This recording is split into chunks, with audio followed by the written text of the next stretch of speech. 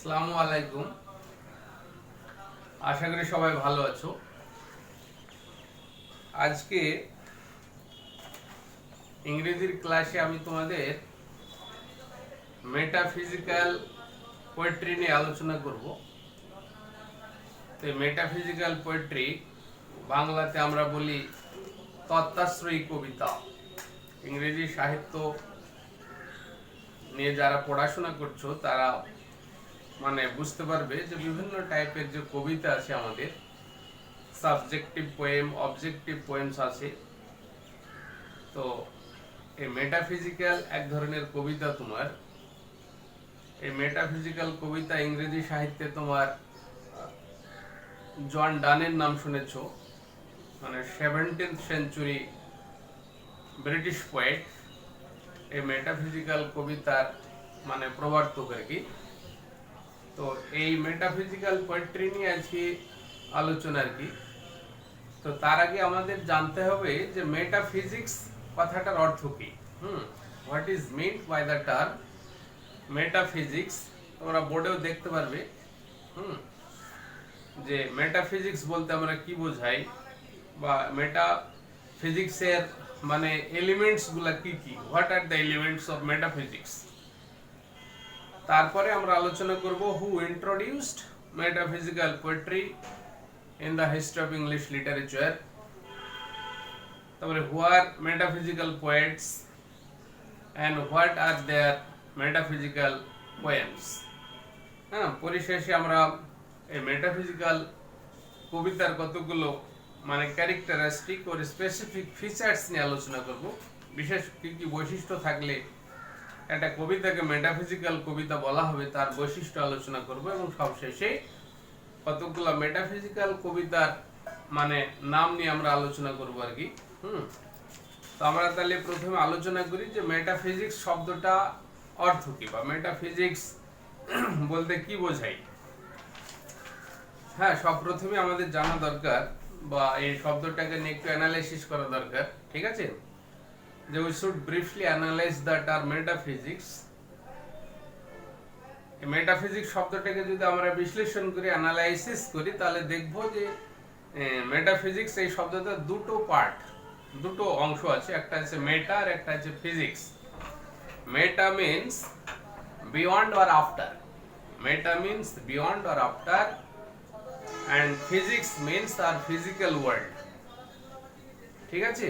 তাহলে ফিজিক্স বলতে আমরা আমাদের এই যে ফিজিক্যাল ওয়ার্ল্ডকে আমরা বুঝি, প্রাকৃতিক জগতের কথা আমরা বলে থাকি ফিজিক্স কথাটার মাধ্যমে। তো এখানে যদি মেটাফিজিক্স, মেটা এবং physics, meta means beyond or after, আর physics means our physical world, ঠিক আছে।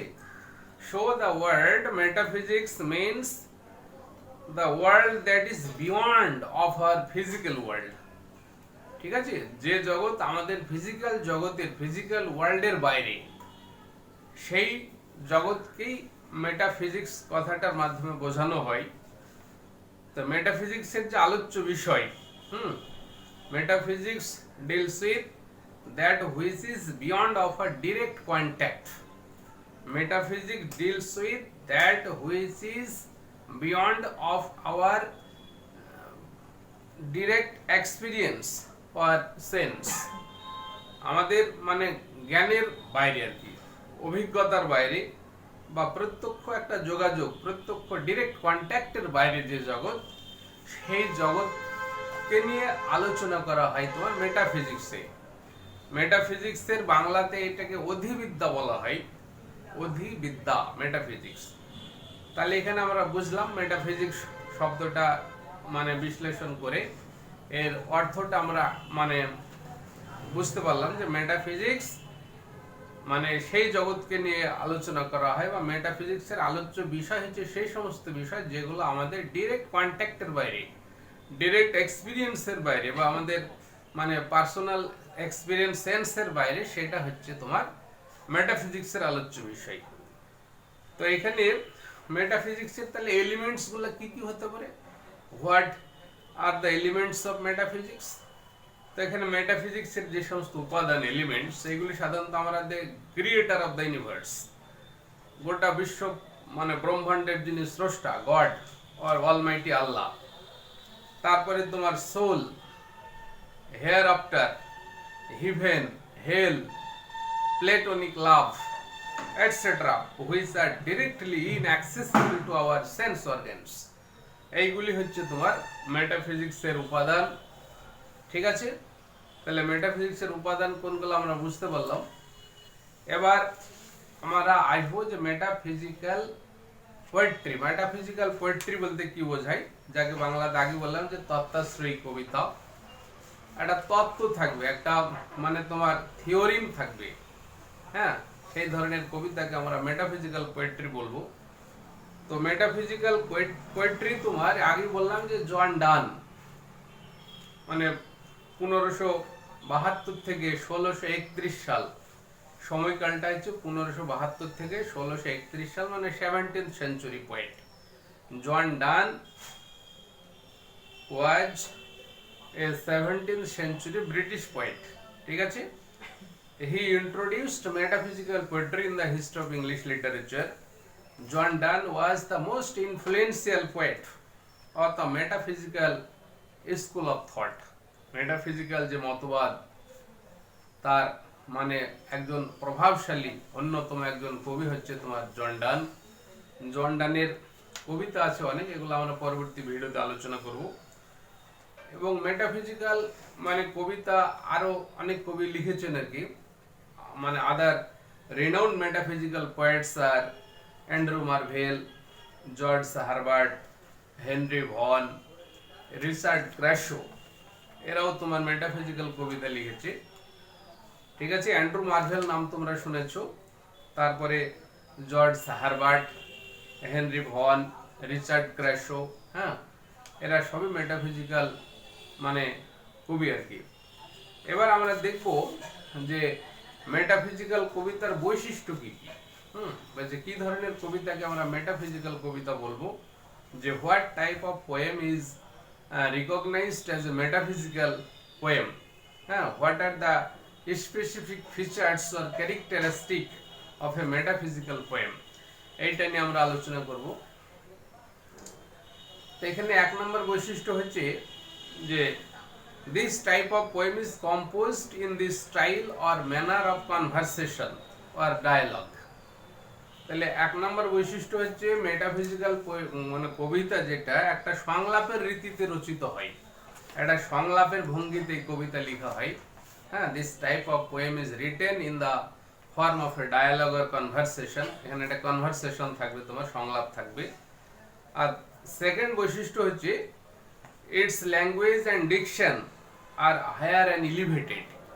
মেটাফিজিক্যাল কবিতার যে ল্যাঙ্গুয়েজ, তারপরে যে ডিকশন মানে চয়েস অফ ওয়ার্ড, শব্দের মানে যে চয়ন বা এর যে ল্যাঙ্গুয়েজ বা ডিকশন, সেটা খুব উচ্চাঙ্গের ভাষা হয়, higher language, elevated language. Third বৈশিষ্ট্য হচ্ছে it presents the novelty of ideas and their unusual juxtaposition. তাহলে মেটাফিজিক্যাল কবিতার 3 নম্বর বৈশিষ্ট্য আমরা জানলাম যে এর যে মানে একটা অভিনব একটা আইডিয়া, নোভেলটি মিনস নিউলি ক্রিয়েটেড, নতুন ভাবে সৃষ্টি হওয়া, এরকম নোভেলটি আমরা বলি, নিউলি ক্রিয়েটেড। যে আইডিয়া, যে মানে থট, যে চিন্তা ভাবনা এখানে মানে দেখানো হবে, সেটা নোভেলটি হবে, মানে নিউলি ক্রিয়েটেড। তো বলছে যে আইডিয়া, যে সমস্ত আইডিয়াজ বা যে সমস্ত কনসেপ্ট গুলাকে উপস্থাপন করা হবে মেটাফিজিক্যাল কবিতার মাধ্যমে, সেগুলোর মধ্যে অভিনবত্ব থাকতে হবে এবং তাদের একটা অস্বাভাবিক রকমের পাশাপাশি উপস্থাপন। সেই জন্য বলা হয় যে metaphysical poem presents the novelty of ideas and their unusual juxtaposition. এটা তোমরা কবিতা নিয়ে আলোচনা করলে ক্লিয়ার হয়ে যাবে। তারপর ফোর্থ ক্যারেক্টারিস্টিক, চতুর্থ বৈশিষ্ট্য হচ্ছে it makes the comparison between two incongruous things or elements. দুটো অসঙ্গতিমূলক মানে জিনিস, অসঙ্গতিমূলক দুটো পরিস্থিতি বা অসঙ্গতিমূলক দুটো উপাদান, এর মধ্যে একটা মানে অস্বাভাবিক রকমের এক ধরনের কম্প্যারিজন, রিজেমব্ল্যান্স করা হবে, তো এক ধরনের তুলনা করা হবে মেটাফিজিক্যাল কবিতার মাধ্যমে। আর 5 নম্বর বৈশিষ্ট্য হচ্ছে যে metaphysical poem deals with a love theme. Metaphysical কবিতার মধ্যে একটা মানে লাভ থিম থাকবে, তোমার একটা প্রেমের কাহিনী থাকবে, লাভ থিম থাকবে।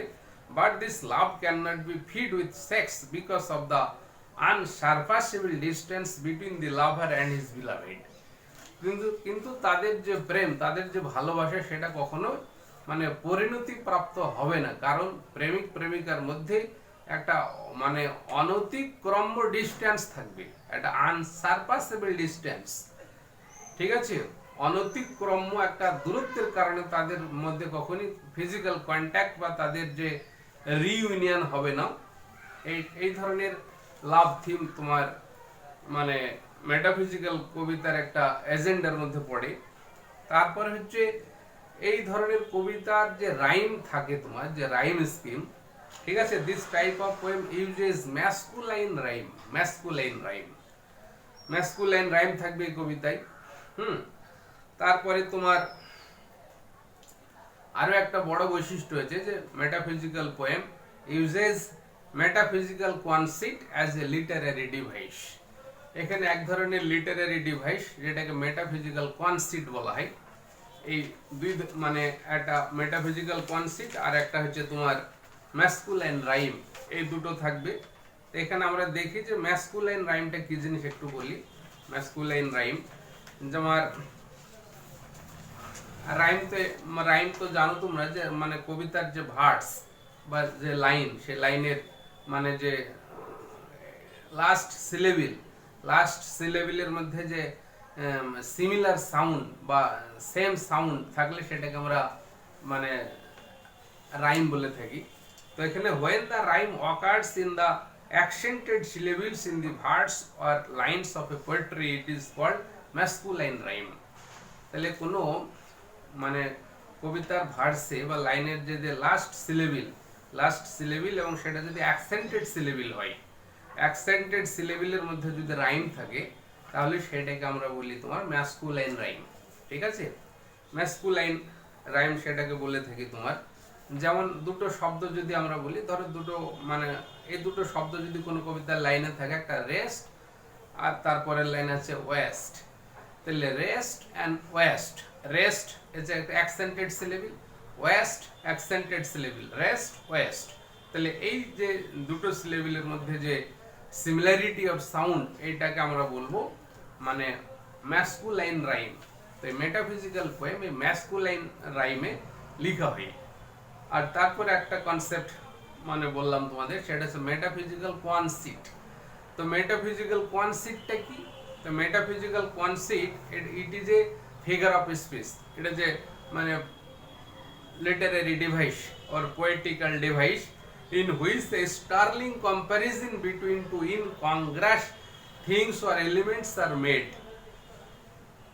মানে দুটো অসঙ্গতিমূলক মানে দুটো বিষয়, অসঙ্গতিমূলক দুটো পরিস্থিতি বা দুটো জিনিসের মধ্যে যে অদ্ভুত রকমের যে সাদৃশ্য, তুলনা, কম্পারিজন করা হয়, সেইটাকে আমরা মেটাফিজিক্যাল কনসেপ্ট বলি। যদি একটা কবিতা তোমরা পড়ো, মানে জন ডান কি তো আমরা বলছি মেটাফিজিক্যাল কবিতার জনক বলছি আমরা। তো মেটাফিজিক্যাল একটা কবিতা জন ডানের দ্য গুড মরো, এই দ্য গুড মরো কবিতার দুটো লাইন আছে এরকম যে where can you find two better hemispheres. বোর্ডে দেখতে পাবে হোয়ার ক্যান ইউ ফাইন্ড, এই যে দেখো দুটো line, where can you find two better hemispheres without sharp north without declining west. এখানে বোর্ডে লক্ষ্য করো এই দুটো লাইন, হ্যাঁ, যে where can you find two better hemispheres without sharp north without declining west. এই দুটো লাইন কিন্তু এখানে মেটাফিজিক্যাল কনসেপ্ট আছে তোমার। কবিতাটা পড়লে বুঝতে পারবে, কবিতা নিয়ে বিস্তারিত আলোচনা করছি না এখন। এই কবিতায় মানে মানে যে লাভ থিম তো একটা থাকবে বলেছি মেটাফিজিক্যাল কবিতায়। এই কবিতায় যে মানে লাভার অ্যান্ড বিলাভেড, প্রেমিক এবং প্রেমিকা দুজন পৃথিবীর দুই গোলার্ধে থাকে, একটা নর্দার্ন হেমিস্ফিয়ার, একটা সাউদার্ন হেমিস্ফিয়ার। তো পৃথিবীর দুই গোলার্ধ কি কোনোদিন এক জায়গাতে হবে? তাদের মধ্যে কোনোদিন কন্ট্যাক্ট হবে? তো এখানে দুই প্রান্তে দুজন মানে আছে প্রেমিক প্রেমিকা, পৃথিবীর দুই হেমিস্ফিয়ার, দুই গোলার্ধে আছে। এখানে বলছে যে where can you find two better hemispheres, এত ভালো দুটো গোলার্ধ আমরা কোথায় খুঁজে পাবো? Without south north, without declining west, যে দুটো হেমিস্ফিয়ারে কোনো উত্তরের হিমেল বাতাস নাই, আবার মানে তোমার সূর্য সেখানে কোনোদিন অস্ত যাবে না, এইরকমের একটা দুটো গোলার্ধ, এই দুটো গোলার্ধের সঙ্গে দুজনকে তুলনা করা হচ্ছে। এই যে একটা মানে কম্প্যারিজন বিটুইন টু ইনকংগ্রাস এলিমেন্টস, মানে অদ্ভুত রকমের দুটো জিনিসের মধ্যে যে কম্প্যারিজন তুলনা, সেটাকে মেটাফিজিক্যাল কনসেপ্ট বলা হয়। তো এখানে মেটাফিজিক্যাল কবিতাতে এই ধরনের একটা কম্প্যারিজন থাকবে, কনসেপ্ট থাকবে। হ্যাঁ, তাহলে এই সমস্ত বৈশিষ্ট্যগুলো যদি কোনো কবিতায় থাকে তাহলে আমরা জানবো যে সেই কবিতাটা মেটাফিজিক্যাল পোয়েম। এবার মেটাফিজিক্যাল পোয়েমসের কতগুলা এক্সাম্পল নিয়ে আলোচনা করি, তারপরে ভিডিও আজকের আলোচনা শেষ করব আমি। যেমন জন ডানকে আগে বলেছি, John Donne is recognised as the father of metaphysical poem. তো তার কতগুলো কবিতা আছে তোমার, দি সানরাইজিং, বোর্ডের দিকে দেখতে পাবে ভিডিওতে, the sunrising, the anniversary, the relic, হ্যাঁ, তারপরে সে দ্য গুড মরো, তারপরে তোমার অ্যান্ড্রু মার্ভেলের কিছু কবিতা আছে, যেমন হচ্ছে থটস ইন এ গার্ডেন, তারপরে to his coy mistress, a dialogue between the soul and body, এটা হচ্ছে অ্যান্ড্রু মার্ভেলের মেটাফিজিক্যাল পোয়েমস। তারপরে জর্জ হারবার্ট আর একজন মেটাফিজিক্যাল পোয়েট আছে, তার দুটো কবিতার এক্সাম্পল আমি দিচ্ছি তোমাদের, একটা ভার্চু মেটাফিজিক্যাল পোয়েম, তারপরে হচ্ছে এস্টার উইংস, ভার্চু এবং এস্টার উইংস, এটা হচ্ছে বিখ্যাত দুটো মেটাফিজিক্যাল কবিতার দৃষ্টান্ত জর্জ হারবার্টের। তো এই ভিডিওটা তোমরা প্রথম থেকে মনোযোগ দিয়ে শুনবে, আশা করি তাহলে ভিডিও মেটাফিজিক্যাল কবিতা নিয়ে যে মানে মানে জটিলতা বা ধারণা সম্পর্কে যে তোমাদের মানে না জানা, সে বিষয়টা হয়তো পরিষ্কার হয়ে যাবে। ভিডিওটা প্রথম থেকে শেষ পর্যন্ত মনোযোগ দিয়ে মানে দেখবে, তাহলে মেটাফিজিক্যাল কবিতা সম্পর্কে ধারণা ক্লিয়ার হয়ে যাবে। এর পরবর্তী ভিডিওতে আমি তোমাদের মেটাফিজিক্যাল কবিতা নিয়ে আলোচনা করব। তাহলে আজকের এই ভিডিওর সঙ্গে ওই কবিতার ম্যাচ করে যখন তোমরা দেখবে তখন জিনিসটা আরো ক্লিয়ার হয়ে যাবে। Now I would like to end my talking. আসসালামু আলাইকুম।